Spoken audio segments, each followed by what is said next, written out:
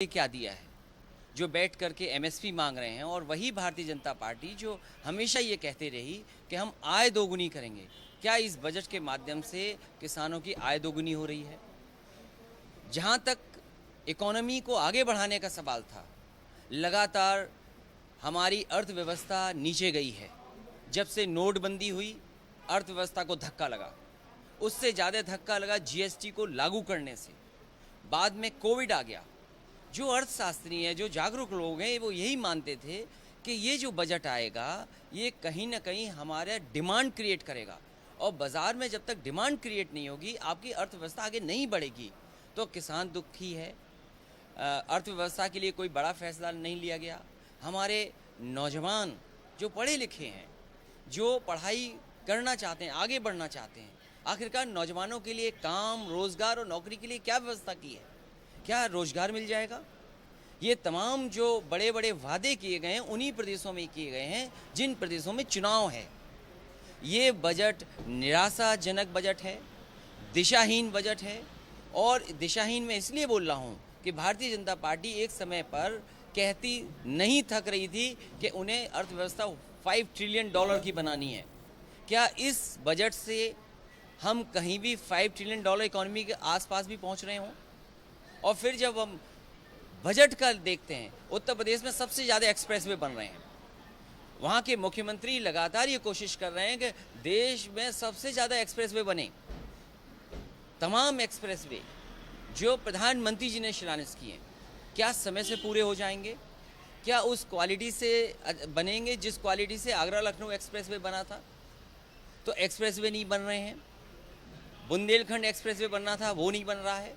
मैं तो पिछले 15-20 साल से देख रहा हूँ, न जाने कितनी सरकारें आईं, एनएचएआई बड़े बड़े दावा करती है, लेकिन क्या जीटी रोड 4 लेन 6 लेन हो गई है?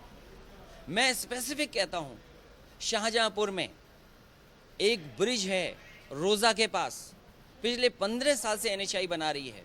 क्या वो ब्रिज बन गया? आजमगढ़ में जो एनएचएआई की सड़क है, दावा तो ये करते हैं कि हम हवाई जहाज उतार देंगे, हम हवाई जहाज उतारने वाली सड़क बनाएंगे। लेकिन देखिए, आजमगढ़ की सड़क जो एनएचएआई ने बनाई है, अगर उस पर चल लें तो शायद आपके पेट में दर्द हो जाएगा। तो जो लोग सपना दिखाते थे $5 ट्रिलियन इकोनॉमी का, उन्होंने किसान को निराश किया है।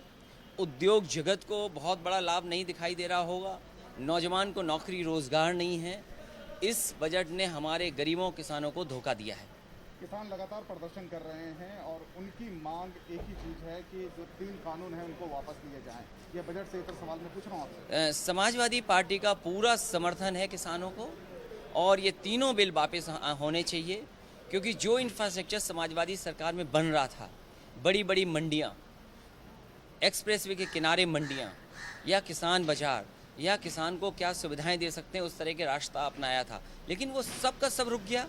आखिरकार वो मंडियां क्यों रोक दी गई? वो कौन से स्थान हैं जहां पर किसान को अपनी फसल का पैदावार मिलेगी? धान में लुट गया, मक्के में लुट गया, अभी तो सरसों आने वाली है। अगर विदेश से तेल आ जाएगा, एडिबल ऑयल बड़ी बड़ी कंपनियां बनाएंगी, ब्रांडेड कंपनियां बनाएंगी, तो हमारे देश का एडिबल ऑयल का क्या होगा? जो देसी हमारा तेल है, जो पिराई के माध्यम से बाज़ार में पहुँचता था, आखिरकार उसके लिए क्या बाज़ार है? हमारे जो गरीब हैं, किसान हैं, वो कैसे ब्रांडेड बना पाएंगे? वो कैसे मार्केटिंग कर पाएंगे? एक गरीब किसान थोड़ी मार्केट कर पाएगा। उसके लिए क्या इंफ्रास्ट्रक्चर है? इसलिए बाज़ार पे छोड़ देना किसान की पैदावार को, और किसान को बाज़ार में छोड़ देना शायद हमारे किसान को आगे नहीं ले जा सकता।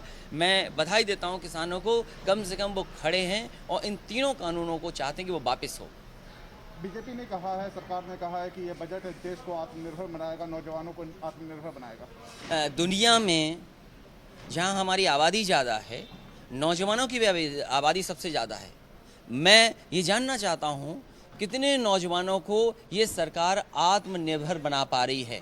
हमारे कितने गरीब किसानों को आत्मनिर्भर बना रही है? हमारे कितने उद्योग, जो छोटे उद्योग हैं, जो मीडियम स्केल इंडस्ट्री है, उसको कितना आत्मनिर्भर बना रही है?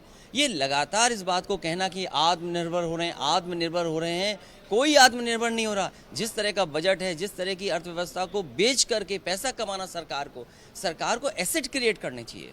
सरकार एसेट कब क्रिएट करेगी? जो सरकारी एसेट है वो भेज देंगे, और कंट्रोल किसके पास रहेगा? इसलिए सरकार सपने ना दिखाए, सरकार सच्चाई से गरीबों की, किसानों की मदद करे। कितना नंबर देंगे इस बजट को? क्योंकि पिछले जो बजट आए हैं $5 ट्रिलियन की इकोनॉमी की बात करते थे, इस बजट में तो $5 ट्रिलियन इकोनॉमी की बात नहीं हुई, तो क्या नंबर उम्मीद करेगी सरकार